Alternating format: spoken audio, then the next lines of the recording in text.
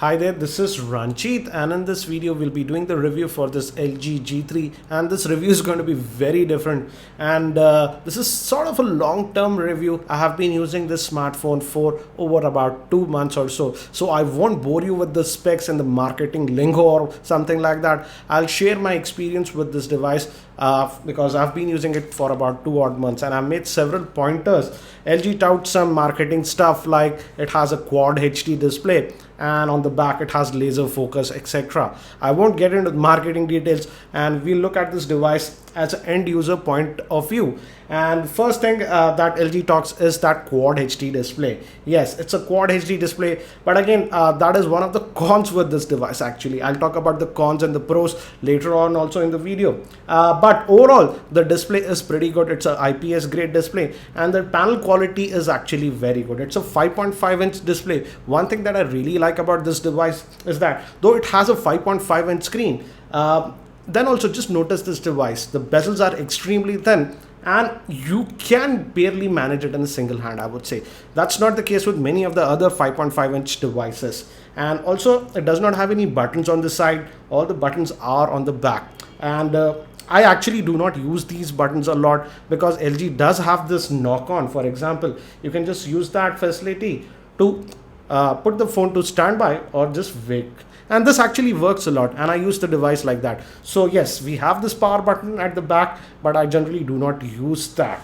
Now coming to one more thing about this device is that this device is sold in a couple of variants. The basic variant is the 16 gig variant. With that you get 2 gigs of RAM, but if you opt for the 32 gig variant you get about 3 gigs of RAM. And I would definitely suggest that if you're going to buy this device, go with the 32 gig version, because that 3 gigs of RAM definitely helps this device, because this device has that LG UI which is kind of heavy. I'll talk about the LG UI a bit later. It has some very good functionality, but again, yes, definitely go with the 32 gig version because of that 3 gigs of RAM. Regarding the battery, etc., the good thing is that the back cover can be opened, and this was that Amitabh Bachchan edition, and if you notice, the signature is just going off, and after about 2 odd months it will just vanish.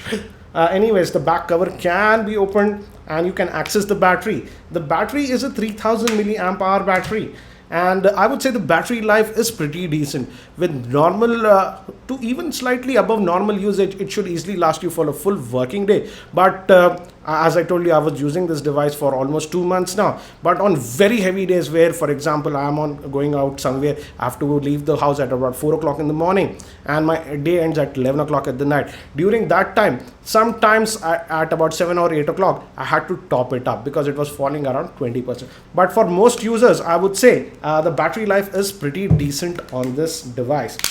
And the good thing is that the variant that is being sold in India does support the wireless Qi charging. So if you have a wireless Qi charger, you can just place it. Actually, I charge this device like that.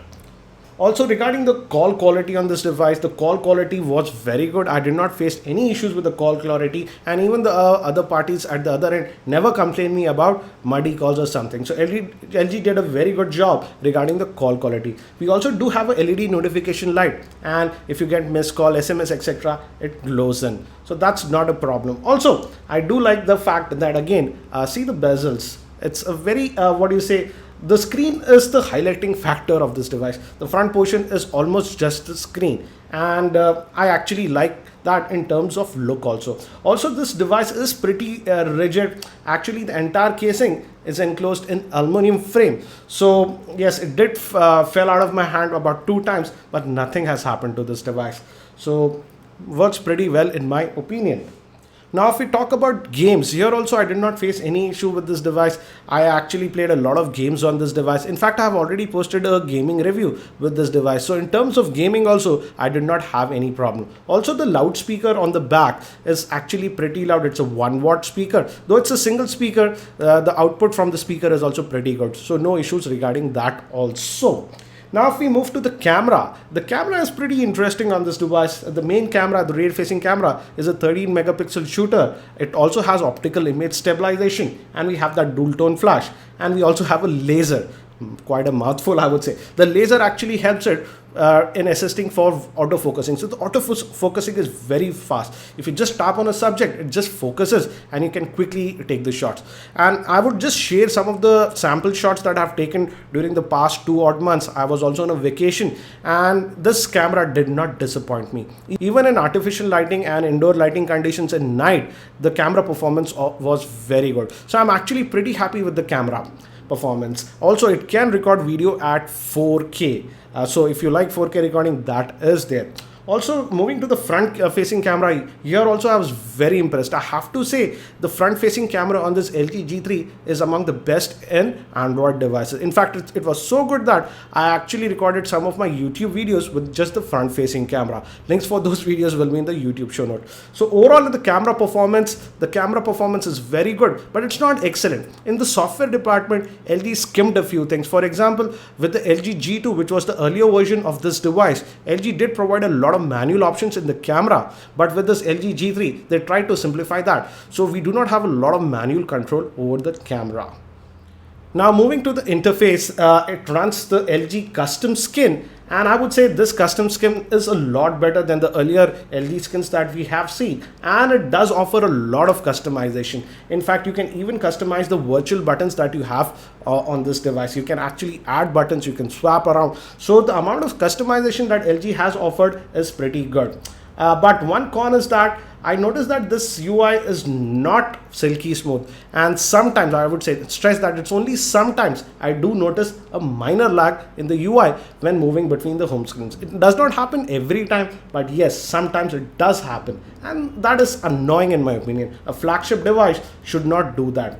In fact, you can reduce that. I actually made a different video on how to reduce the lag on this, but I feel that you should not be doing all those silly stuff to get the optimal experience. So yes, LG could have worked a little bit more on the UI because sometimes it does lag. But one place I really like the LG UI is in the actual functionality. For example, even in the keyboard, they did allow us to increase the height or lower the height, and also we can easily autocorrect. We can just press the space bar and just easily correct typos or stuff like that. So yes, we have some improvements. And also, for example, if you are browsing the web, etc., a messages comes or something, it just pops up. And another great thing I like about this device is the multi-level clipboard. I find it really helpful. So yes, LG has added some options, and they are practical options and they do work, but again, yes, it is not totally refined. Overall, I would say I do like the customizations that LG has offered. It does offer a lot of customization, but again, it's not perfect because of that minor lag at times that I see with this device. Now moving to other things, for example, I also use the GPS, and the GPS worked actually very well. And another thing that this device has, this again an annoyance, is that this device has this LG Health application, and this tracks your steps, etc. But to make it work, you have to have this stupid widget over here. If you just remove that, there is no direct way to access that app and check your pedometer. So it's silly for LG to force you stuff like that. And also we have something like smart tool tips, etc. And I find those things annoying. So LG could work on that. Apart from that, I don't have any issues with the general UI. You can also install third-party launchers like Google Now, etc. But I noticed that if you install Google Now launcher, yes, it's a lot more fluid, but it removes the functionality of that knock-on, etc. That I feel are the highlighting factors of this device. Now, if we move to some of the cons that I have with this device is, again, as I mentioned, the biggest con that I have with this device is the minor lag in UI. And I think so that is happening due to that Quad HD display. LG wanted to do that just because of marketing. They wanted to be one of the first to have the ultra high resolution Quad HD display, which has an insane PPI of 534 PPI. But again, I feel that as it's running on the Snapdragon 801 chipset and the Adreno 330 GPU, that GPU is slightly underpowered. Hence, I noticed that minor lag at times.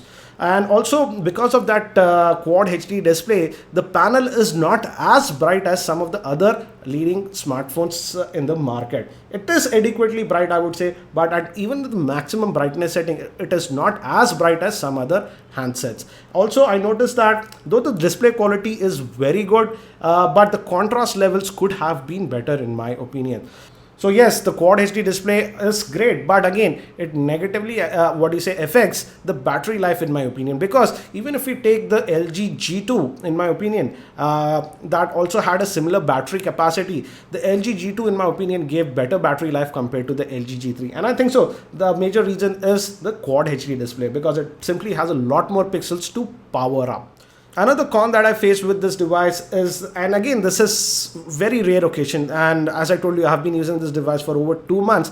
In 3 instances, I don't know what was happening with the phone. I was just using it normally and it was on standby, and I noticed that the phone was getting pretty warm, sort of hot, and the battery was also draining. And this happened about 3 times. When I just shut off the phone and restarted it, everything was fixed.